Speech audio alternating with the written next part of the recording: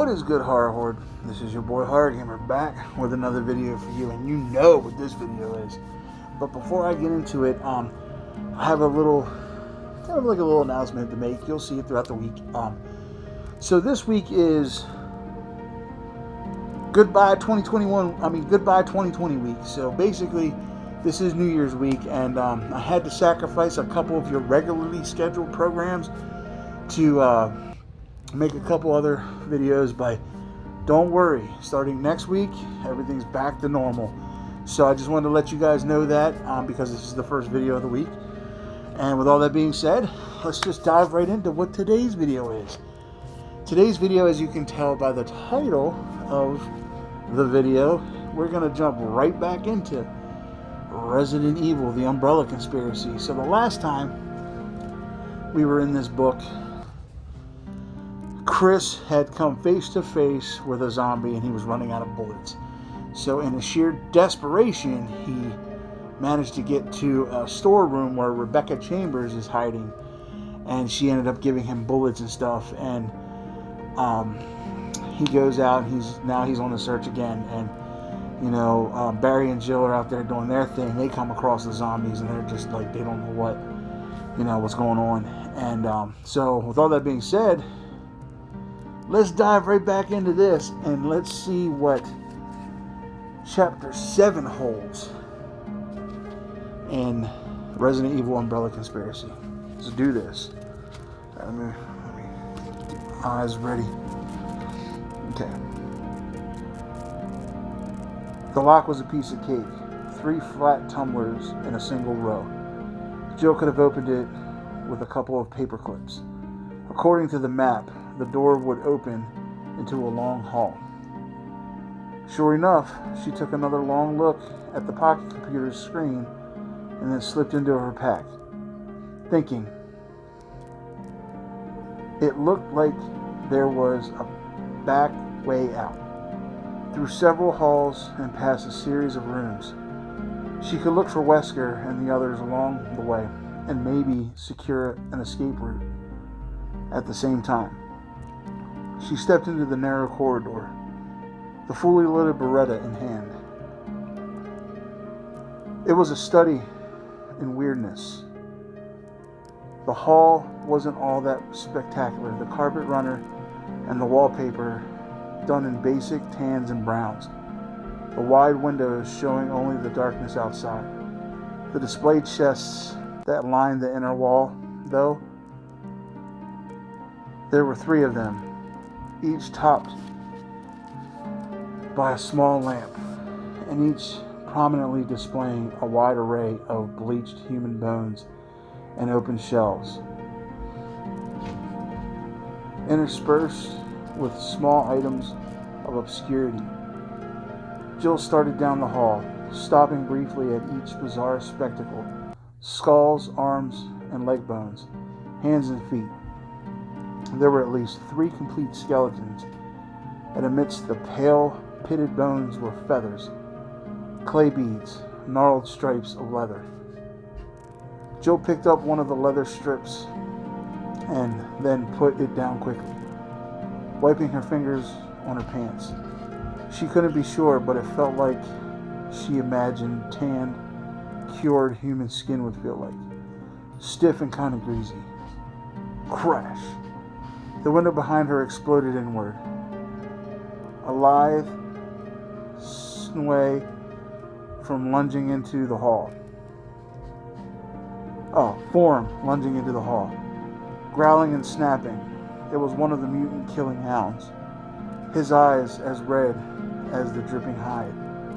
It charged her, its teeth as bright and dangerous as the jawed glitter of glass still falling from the shattered frame. Back between two of the chests, Jill fired. The angle was wrong, the bullet splintering the wood at her feet as the dog jumped at her, growling deep in its throat. It hit her in the thighs, slamming her painfully against the wall, gnashing to get its jaws at her flesh. The smell of rotting meat washed over her, and she fired again and again, barely aware that she was moaning in fear and disgust. A sound as guttural and primal as the furious, dying shrieks that came from the canine abomination. The fifth bullet fired directly into its barrel chest, knocking it away. With a final, almost puppyish yelp, it crumpled to the floor, blood gushing into the tan carpet. Jill kept her weapon trained on the still form, gulping in air, shuddery breaths. Its limbs twitched suddenly, its massive claws beating a brief tattoo across the wet, red floor before it lay still again. Jill relaxed, recognizing the movement as a death spasm, the body releasing life. She'd had bruises, but the dog was dead. She brushed her bangs out of her eyes and crouched down next to it, taking in the strange, exposed musculature, that's what it is, and huge jaws. It had been too dark and hectic on the run to the house to get a good look at the things that had killed Joseph, but in the bright light of the corridor, her initial impressions wasn't changed. It looked like a skinned dog. She stood up and backed away, warily eyeing the row of windows in the hall. Obviously, they offered no protection from the hazards outside. The corridor took a sharp left, and she hurried on, past more of the macabre displays that decorated the inner wall. The door at the end of the long hall was unlocked. It opened into another hall, not as well lit as the first, but at least not as creepy either. The muted gray-green wallpaper sported paintings of generic scenery and gentle landscapes. Not a bone or fetish in sight. The first door on the right was locked, a carving of armor on the key plate. Jill remembered the list on the computer, something about night keys, but decided not to bother with it for now. According to Trent's map, there was a room on the other side of that door that didn't lead anywhere. Besides, if Wesker had come this way, she didn't imagine that he was unlocking doors behind him, or that he was locking doors behind him. Right. Just like it was unlikely that Chris would disappear. Don't assume anything about this place. The next door she tried opened into a small bathroom with an antique feel, complete with a ceiling fan and an old-fashioned 4-footed tub. There was no sign of recent use. She stood for a moment in the stale, tiny room, breathing deeply, feeling the aftermath of the adrenaline rush she had in the corridor. Growing up, she'd learned how to enjoy the thrill of danger, of sneaking in and out of strange places with only a handful of tools and her own wits to keep her safe. Since joining STARS, the youthful excitement had faded away, lost to the realities of backup and handguns. But here it is again, unexpected and not unwelcome. She couldn't lie to herself about the simple joy that often followed facing death and walking away. She felt good. Alive. Let's not have a party just yet, her mind whispered sarcastically. Or have you forgotten that stars are being eaten in this hellhole? Jill stepped back into the silent hallway and edged around another corner, wondering if Barry had found Chris and if either of them had run across any of the Bravos. She felt like she had an advantage with the maps and decided that once she checked out the possible escape, she'd go back to the main hall and wait for Barry. With the information on Trent's computer, they could search more quickly and thoroughly. The corridor ended with two doors facing each other. The one on the right was the one she wanted. She tried the handle and was rewarded with the soft snick of the bolt retractor. She stepped into a dark hall and saw one of the zombies, a hulking pale shadow standing next to a door, maybe 10 feet away. As she raised her weapon, the creature started toward her, emitting soft hunger sounds from its decaying lips. One of its arms hung limply at its side, and although Jill could see jagged bone protruding from the shoulder, it still clenched and unclenched its rotting fist eagerly as it reached out with its other arm.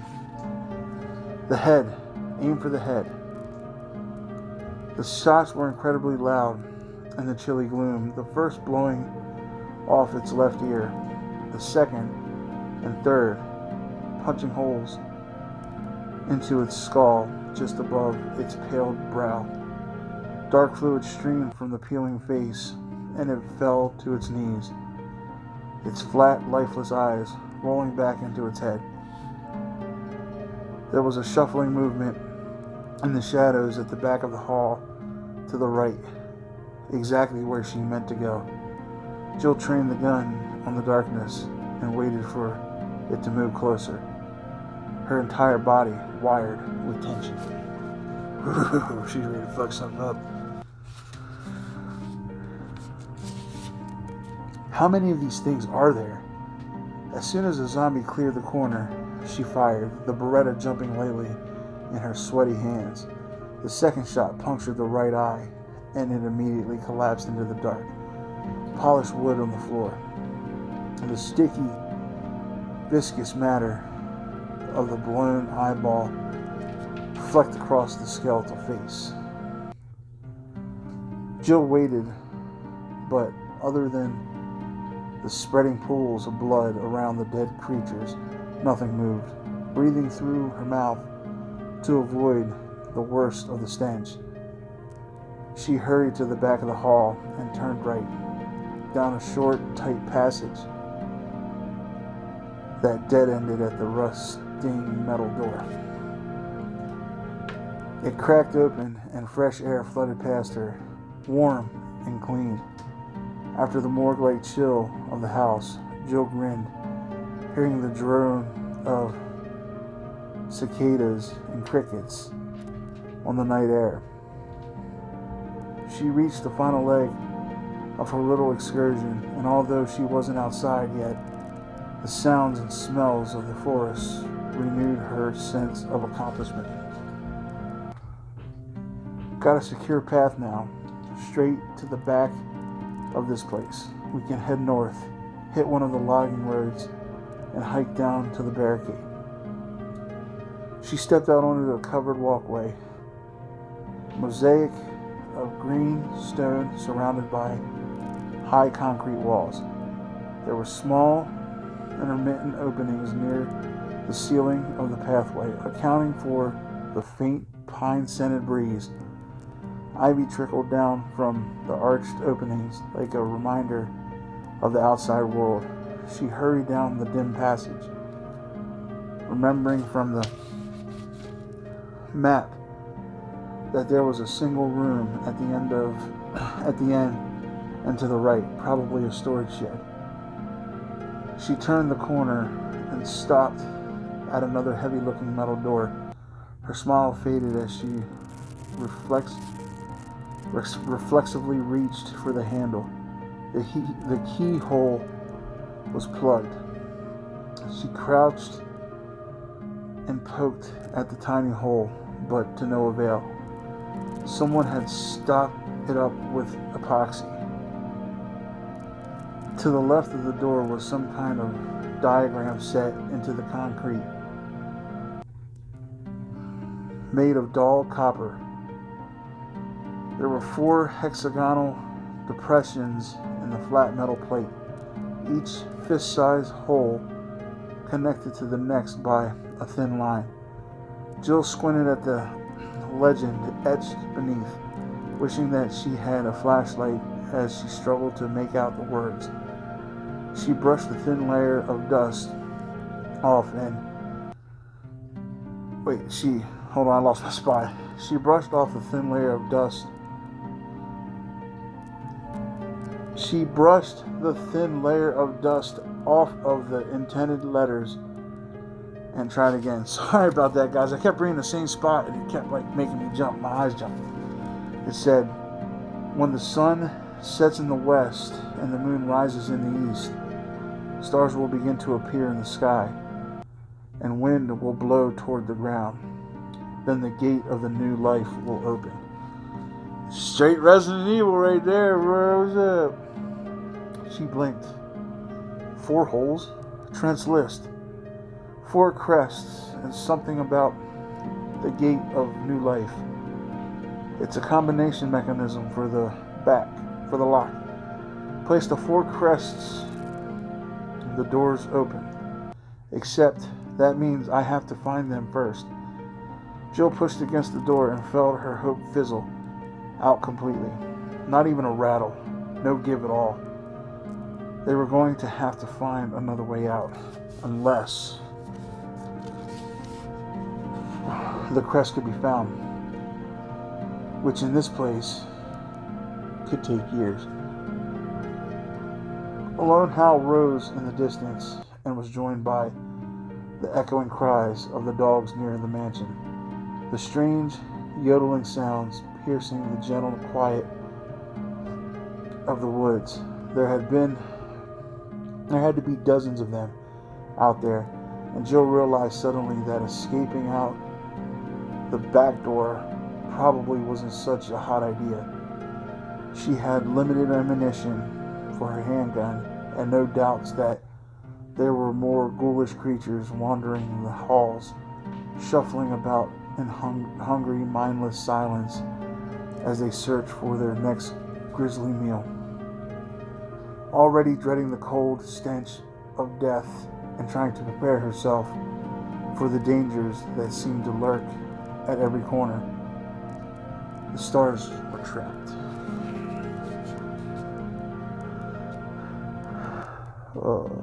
Chris knew he had to make the ammo count, so when he left Rebecca, he took off through the dim corridor at a full run, his boots pounding at the wood floor.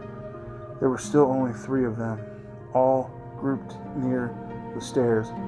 He dodged past them easily and sprinted down the hall and around the corner. As soon as he got to the door that led back to the other hall, he turned and assumed a classic shooter stance, supporting his gun hand at the wrist, fingers on the trigger. One by one, the zombies reeled around the corner, groaning and stumbling. Chris took careful aim, breathing evenly, keeping his focus.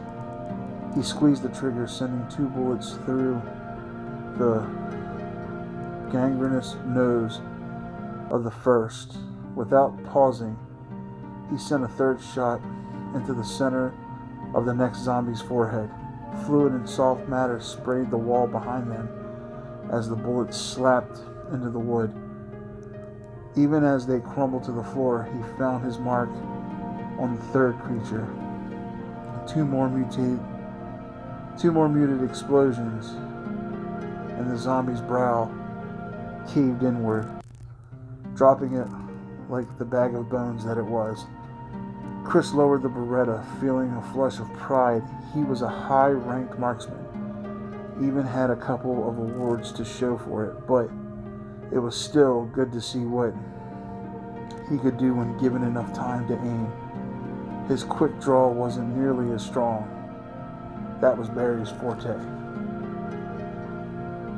He reached for the door handle, urged into action by The thought of all that was at stake. He figured the Alphas could take care of themselves.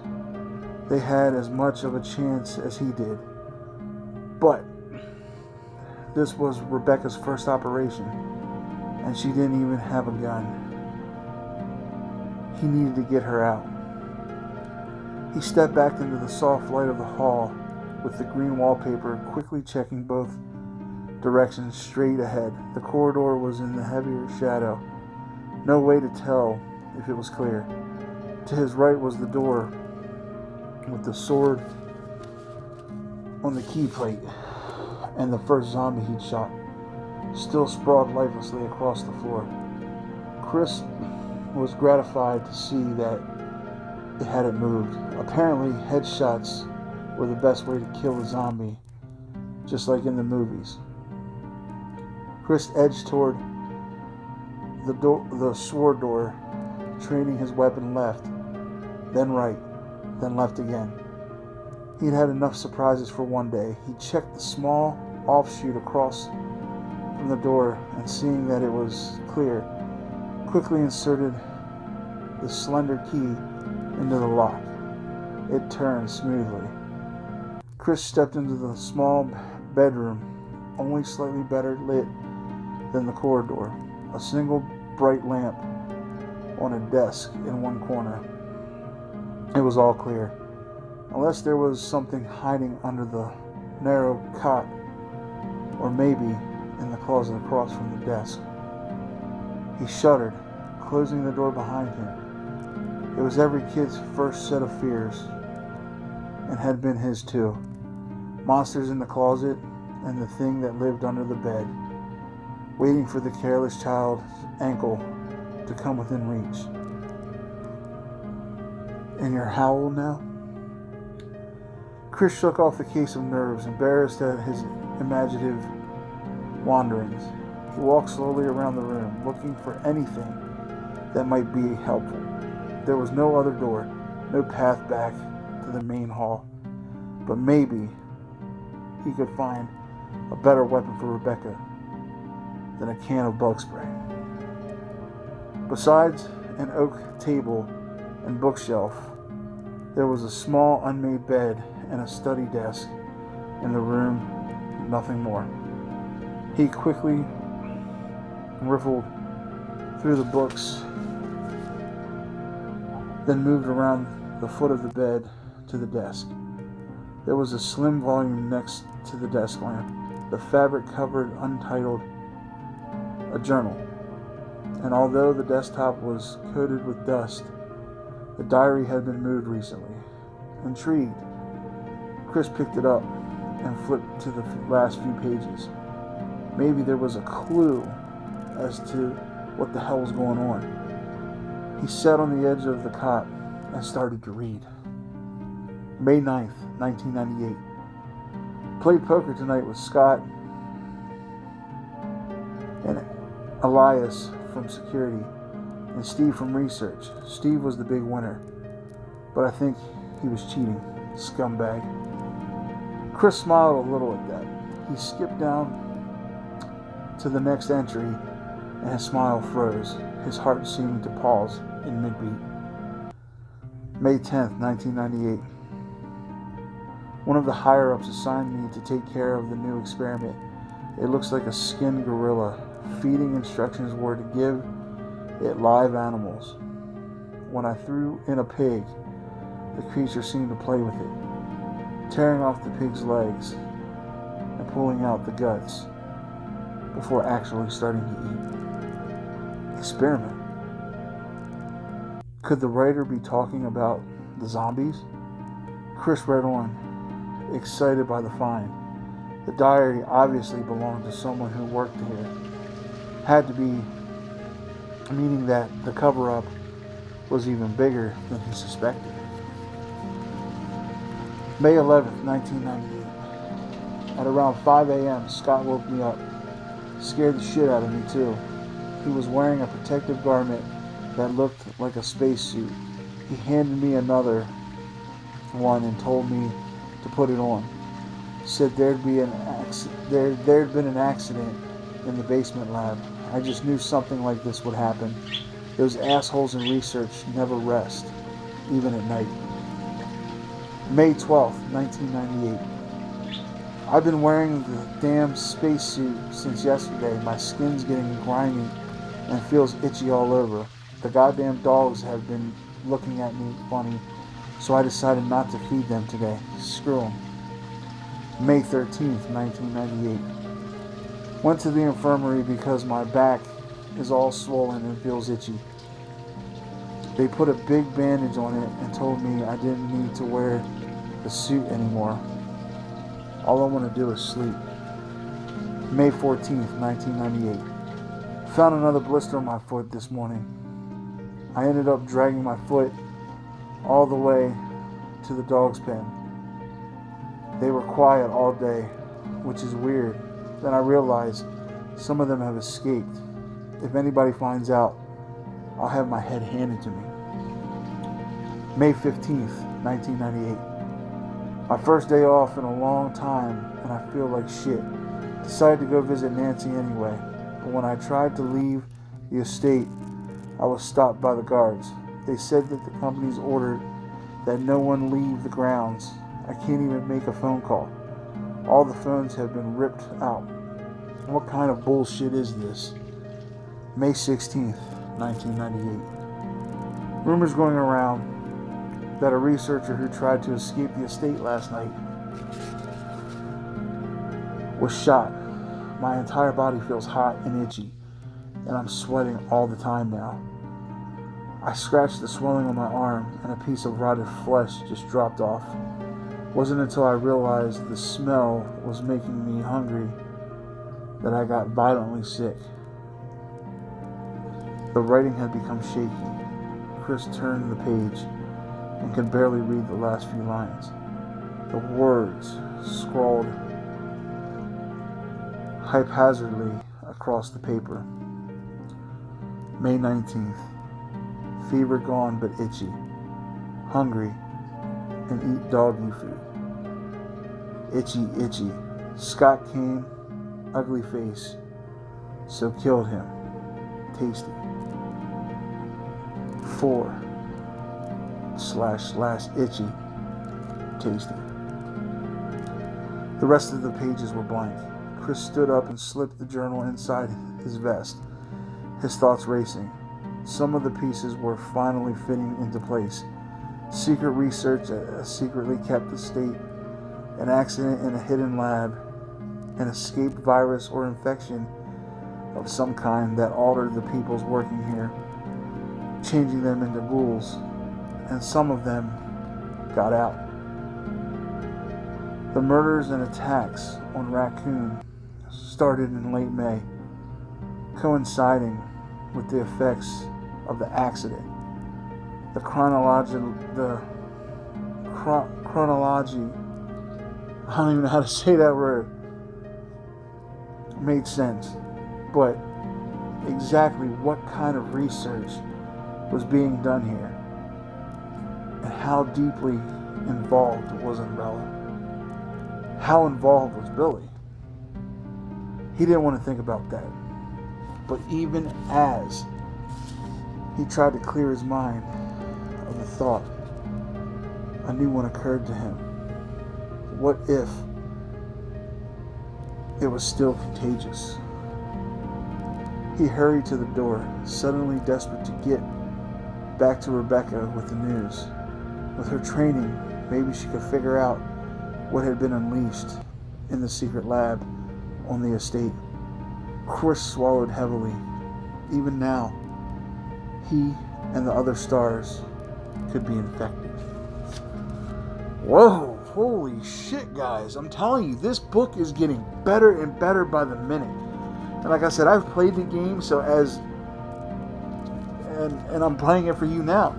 So as we are going through the book, I'm visually seeing like these areas that they're talking about in the book. And this book is just, oh my goodness, I'm blown away by how decent this book is right now. So recap, Chris found the itchy tasty note, and it's yeah, it's a good book. Like, I'm shocked. Like, I played the game, I know the story, but to read the actual novelization of it and it be this good and this compelling, I love it. So, yeah. All right, Horror Horde, with all that being said, this book isn't disappointing. I'm going to tell you that right now. We are getting close to about halfway. We still got a little bit of time left.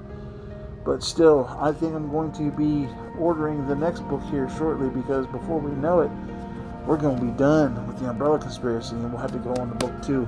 So, alright, Horror Horde, with all that being said, I hope you guys enjoyed this book, or this chapter, as much as I did. And yeah, alright, Horror Horde, with all that being said, I love you guys. Thank you guys, and don't forget, if you haven't done so yet, hit that subscribe button along with that dingly ding ding button. That way, every time your boy Horror Gamer throws up one of these Horror Gamer reads, that you're in the know. Alright, Horror Horde, with all that being said, I love you guys. Thank you guys.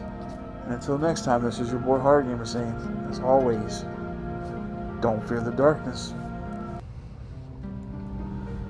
Embrace it.